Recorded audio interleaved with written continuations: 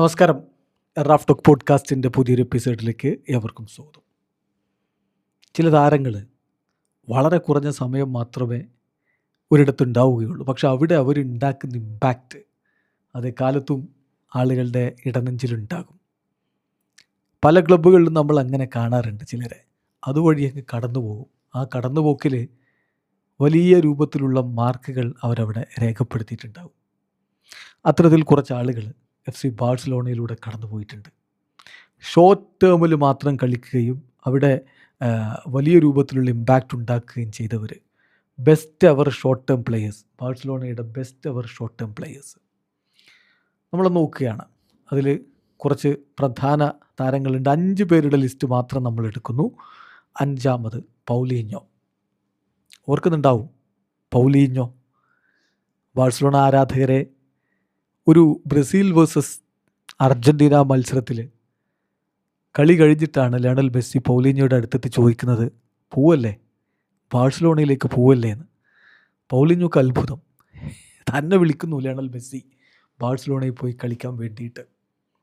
അന്ന് പൗലീഞ്ഞോ കളിച്ചുകൊണ്ടിരുന്നത് ചൈനീസ് ലീഗിലാണ്. പക്ഷേ അത് തമാശയല്ല. മെസ്സിയുടെ ഈ ഒരു താല്പര്യം വളരെ സീരിയസ് ആണ് എന്നുള്ളത് പിന്നാലെ തൻ്റെ ഏജൻറ്റുമായിട്ട് ബാഴ്സലോണ ബന്ധപ്പെടുമ്പോഴാണ് താരം മനസ്സിലാക്കുന്നത്. പിന്നെന്ത് സംശയം, ഗോങ്ഷോ എവർഗ്രാൻഡ് വിട്ടിട്ട് താരം നേരെ ബാഴ്സലോണയിലേക്ക് പോയി. 2017-18 സീസണിലാണത് സംഭവിക്കുന്നത്. അവിടെ ആ സീസണിൽ മികച്ച പ്രകടനമാണ് അന്ന് പൗലീഞ്ഞോ കാഴ്ചവെച്ചത്. 49 മത്സരങ്ങൾ അദ്ദേഹം കളിച്ചു. അതിൽ 3 അസിസ്റ്റുകളും 9 ഗോളുകളും അദ്ദേഹത്തിൻ്റെ വക കോൺട്രിബ്യൂഷൻ ഉണ്ടായിരുന്നു. മധ്യനിര താരമാണ്. മധ്യനിരയിൽ തൻ്റെ റോൾ ഏറ്റവും ഭംഗിയായിട്ട് കൈകാര്യം ചെയ്തു എന്ന് മാത്രമല്ല, ഗോളുകളും അസിസ്റ്റുകളും എക്സ്ട്രാ ബോണസായിട്ട് അദ്ദേഹം കൊടുക്കുകയും ചെയ്തു. 2017-18 സീസണിൽ FC ബാഴ്സലോണ ഡൊമസ്റ്റിക് ഡബിൾ നേടിയതിൽ വളരെ പ്രധാനപ്പെട്ട പങ്ക് വഹിച്ചിരുന്നു പൗലീഞ്ഞോ. ബാഴ്സ ആരാധകർ ഒരു പക്ഷേ അതിപ്പോഴും ഓർക്കുന്നുണ്ടാവും. പക്ഷേ ഇങ്ങനെയൊക്കെ കളിച്ചിട്ടും 2 വർഷത്തെ കോൺട്രാക്റ്റിൽ വന്ന താരത്തെ അടുത്ത സീസണിൽ ബാഴ്സ ലോണിൽ വിടുകയാണ് ചെയ്തത്. അദ്ദേഹത്തിൻ്റെ ചൈനീസ് ലീഗ് ക്ലബിലേക്ക് തന്നെ, ഗോങ്ഷോ എവർഗ്രാൻഡയിലേക്ക് തന്നെ അദ്ദേഹത്തെ ലോണിൽ വിടുകയാണ് ബാഴ്സ ചെയ്തത്. അപ്പോൾ ഒറ്റ സീസണിൽ മാത്രമാണ് അദ്ദേഹം വന്നത്. എവിടെ നിന്നോ വന്നു, ഒരു സീസൺ കളിച്ചു, ഡൊമസ്റ്റിക് ഡബിളിന് വളരെ പ്രധാനപ്പെട്ട റോളും വഹിച്ചിട്ട് അദ്ദേഹം അങ്ങ് കടന്നുപോയി. ഇനി 4-ാം സ്ഥാനത്ത് ഇപ്പോൾ കടന്നുപോയ മാർക്കസ് റാഷ്ഫോർഡ്. റാഷ്ഫോർഡിനെ ബാഴ്സയ്ക്ക് നിലനിർത്താമായിരുന്നു അല്ലേ? ബാഴ്സ ആരാധകർ എന്തു പറയുന്നു? ശരിക്കും ഒരു ഘട്ടത്തിൽ മാർക്കസ് റാഷ്ഫോർഡിനെ ബാഴ്സലോണ നിലനിർത്തിയേക്കുമെന്നുള്ള വാർത്തകൾ ഉണ്ടായിരുന്നു. അദ്ദേഹത്തിൻ്റെ ആ ഒരു മാഞ്ചസ്റ്റർ യുണൈറ്റഡ് ചോദിക്കുന്ന എമൗണ്ട് കൊടുത്തിട്ട് നിലനിർത്തുമെന്ന്. പക്ഷേ പിന്നീട് എപ്പോഴും അത് വേണ്ടെന്ന് ബാഴ്സലോണ വെക്കുകയായിരുന്നു. ആൻ്റണി ഗോർഡൻ വന്നതോടുകൂടി പിന്നെ റാഷ്ഫോർഡിന് അവിടെ വലിയ റോളില്ലാതെയായി. അദ്ദേഹം തിരികെ മാഞ്ചസ്റ്റർ യുണൈറ്റഡിലേക്ക് തന്നെ പോവുകയും ചെയ്തു. പക്ഷേ ഈ പോയ സീസണിൽ 14 ഗോളുകളും 11 അസിസ്റ്റുകളും 49 അപ്പിയറൻസുകളാണ് അദ്ദേഹത്തിൻ്റെതായിട്ടുണ്ടായത്. 49 കളികളിൽ 14 ഗോളുകളും 11 അസിസ്റ്റുകളും കഴിഞ്ഞ സീസണിൽ അദ്ദേഹം നേടുകയുണ്ടായി. 2 കിരീടങ്ങൾ നേടി. റയൽ മാഡ്രിഡിനെതിരെ അദ്ദേഹം ഗോളടിച്ചു.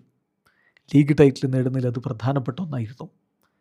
അങ്ങനെ ബാഴ്സലോണയുടെ ചരിത്രത്തിൽ ഷോർട്ട് ടേം സ്റ്റാറുകളുടെ കൂട്ടത്തിലേക്ക് അദ്ദേഹവും തൻ്റെ പേര് എഴുതി ചേർത്തു. ഹൃദയത്തിലുണ്ട് ബാഴ്സലോണ, എല്ലാവരോടും നന്ദി എന്ന് പറഞ്ഞുകൊണ്ടാണ് റാഷ്ഫോർഡ് അവിടം വിട്ടുപോയത്. പോകാൻ ഒട്ടും അദ്ദേഹത്തിന് താല്പര്യമുണ്ടായിരുന്നില്ല.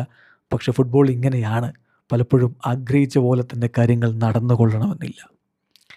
അടുത്തയാളുടെ പേര് കേൾക്കണോ? 3-മനായിട്ട് മറ്റാരുമല്ല, പിറേ എമറിക് ഔബമയാങ്ങാണ്. അതേ ഔബ വന്ന് കളിച്ചു. ഇന്ന് വളരെ കുറഞ്ഞ സമയം മാത്രമാണ് അദ്ദേഹം അവിടെ കളിച്ചത് എന്നുള്ളതാണ് അതിൽ ഏറ്റവും ശ്രദ്ധേയമായിട്ടുള്ള കാര്യം. 2022 വന്നു.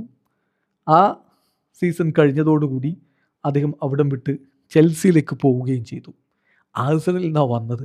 കുറഞ്ഞ കാലം ബാഴ്സയിൽ കളിച്ചു, അവിടെ നിന്ന് പോവുകയും ചെയ്തു. 13 ഗോളുകളാണ് വെറും 24 അപ്പിയറൻസുകളിൽ നിന്ന് മിഡ് സീസണിൽ വന്നിട്ടാണ് അദ്ദേഹം നേടിയത്. 2022 ബാഴ്സ ആരാധകർ മറക്കൂല ആ ഗോളടി. വെറും 24 അപ്പിയറൻസിൽ നിന്ന് 13 ഗോളുകൾ അദ്ദേഹം നേടി. അതിൽ ഒരു ഐക്കോണിക് ബ്രേസ് ഉണ്ടായിരുന്നു. എൽ ക്ലാസിക്കോയിൽ 4-0 ബെർണബുവിൽ റയൽ മാഡ്രിഡിനെ ബാഴ്സലോണ പരാജയപ്പെടുത്തുമ്പോൾ ഒരു ഐക്കോണിക് ഡബിൾ അദ്ദേഹത്തിൻ്റെ വകയുണ്ടായിരുന്നു. മറക്കില്ല ആരാധകരത്. സോ ഔബ. ഇനി നോക്കുക, രണ്ടാമതാരാന്നറിയോ? എഡ്ഗാർ ഡേവിസാണ്. എഡ്ഗാർ ഡേവിസും ബാഴ്സയിൽ കളിച്ചിരുന്നതോ. അദ്ദേഹം ജനുവരിയിലാണ് എത്തുന്നത്, ജൂണിലല്ല, ജനുവരിയിൽ 2004 ജനുവരിയിൽ ലോണിലാണ് അദ്ദേഹം വന്നത്. എന്നിട്ട് ബാഴ്സലോണയുടെ മിഡ്ഫീൽഡിനെ അദ്ദേഹം ട്രാൻസ്ഫോം ചെയ്തു. ആ സമയത്ത് ബാഴ്സലോണ ശരിക്കും സ്ട്രഗിൾ ചെയ്യുകയായിരുന്നു മധ്യനിരയിലൊക്കെ. ഫ്രാങ്ക് റൈക്കാർഡിൻ്റെ ടീം വല്ലാതെ സ്ട്രഗിൾ ചെയ്തുകൊണ്ടിരുന്നതാണ്.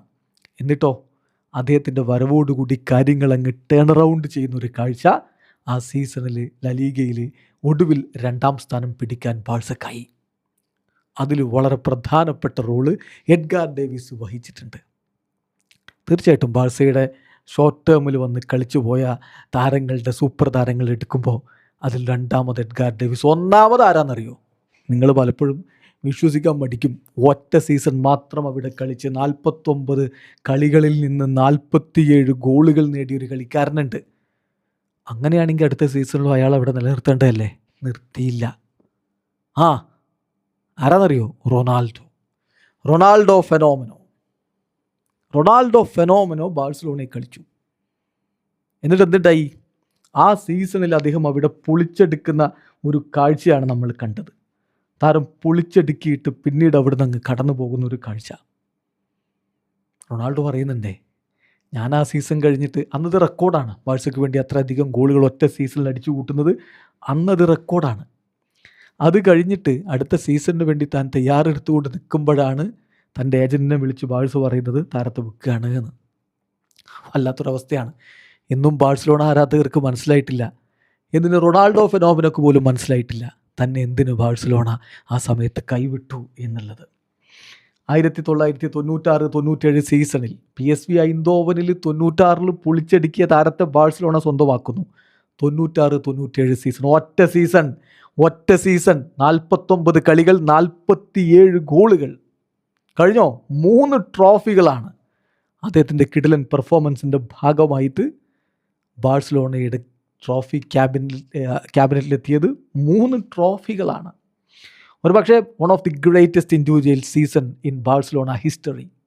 ബാഴ്സയുടെ ചരിത്രത്തിലെ ഏറ്റവും മികച്ച ഇൻഡിവിജ്വൽ സീസണുകളിൽ ഒന്നായിരുന്നു അത്.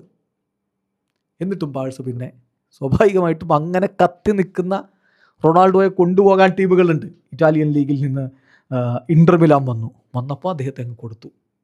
അതുണ്ടായത് സാമ്പത്തിക ലാഭം സ്വാഭാവികമായിട്ടും അതിലൂടെ ബാഴ്സ ഉണ്ടാക്കിയിട്ടുണ്ടാവണം.